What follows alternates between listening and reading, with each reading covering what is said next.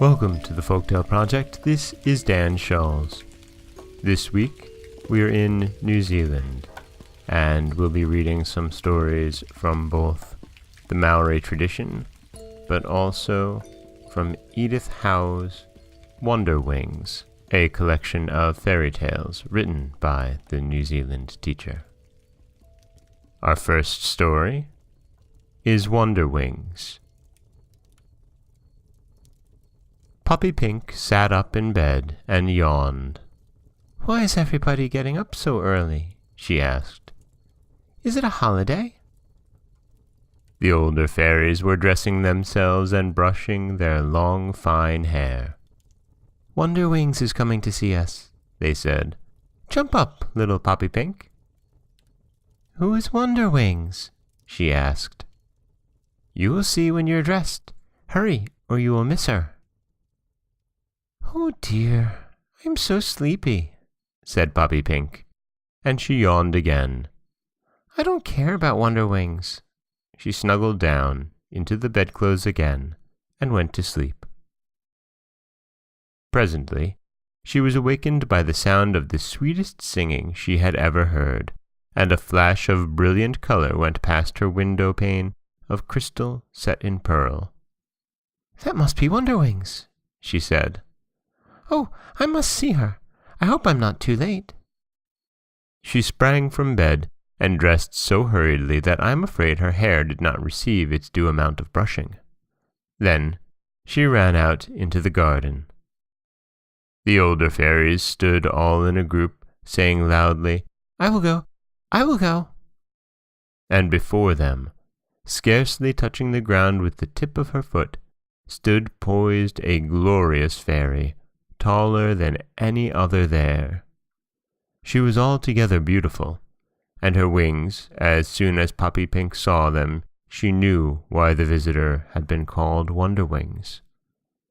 For they reached high above her head and almost to the ground.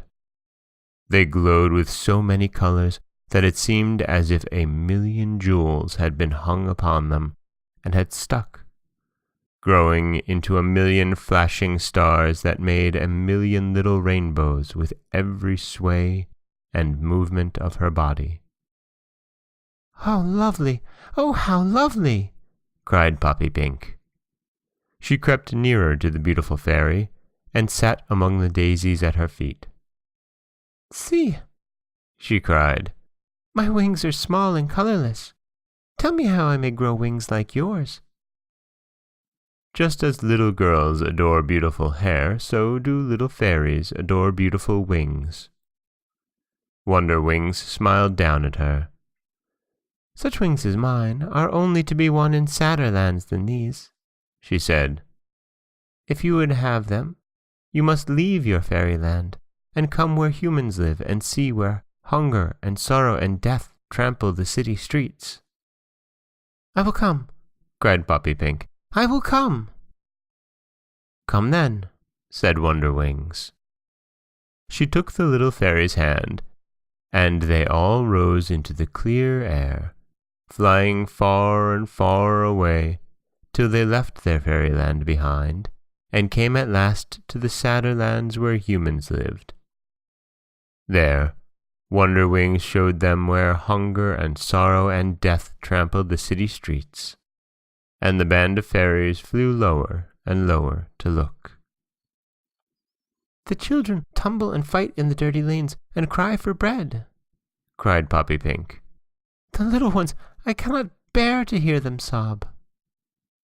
"Perhaps you can help them," said Wonderwings. "I'm only a little fairy. What can I do?" asked Poppypink. "I have no bread to give them."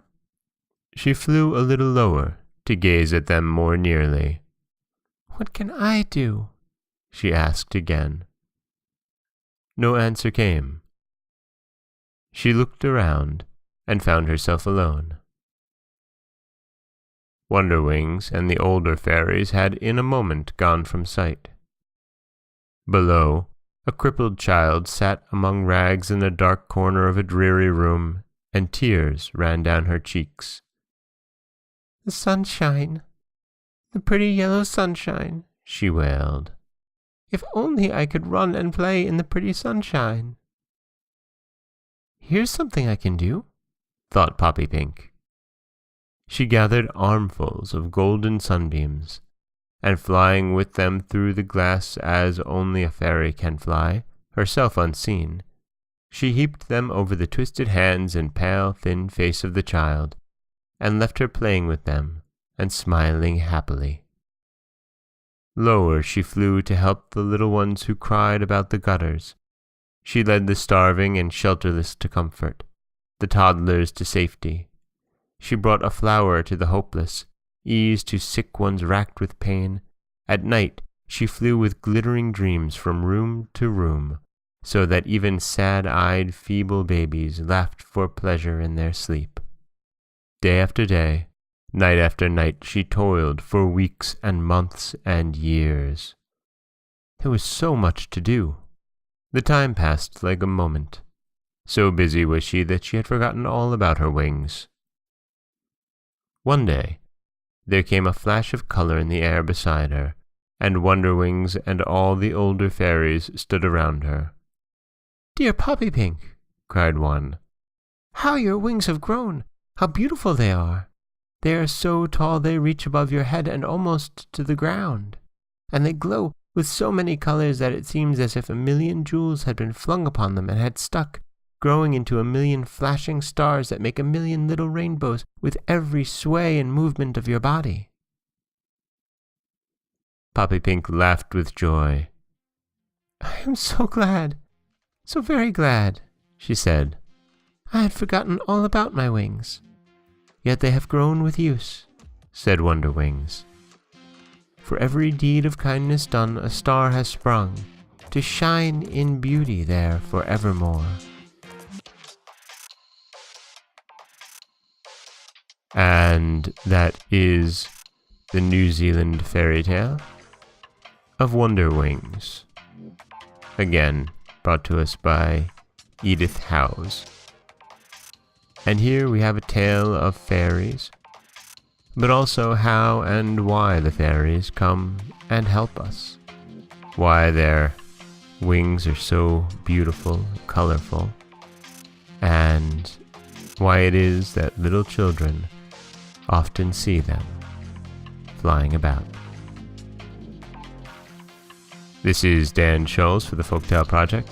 Don't forget that you can subscribe to the podcast on Apple Podcasts, Stitcher, Google Play, Overcast, anywhere you like to get your podcasts. You can follow us on Twitter at Folktale Project. You can find us on Auto Radio, TuneIn Radio, iHeartRadio, Spotify, anywhere you like to listen. And you can always head over to folktaleproject.com, where you'll find a new story waiting for you every Monday, Wednesday, and Friday.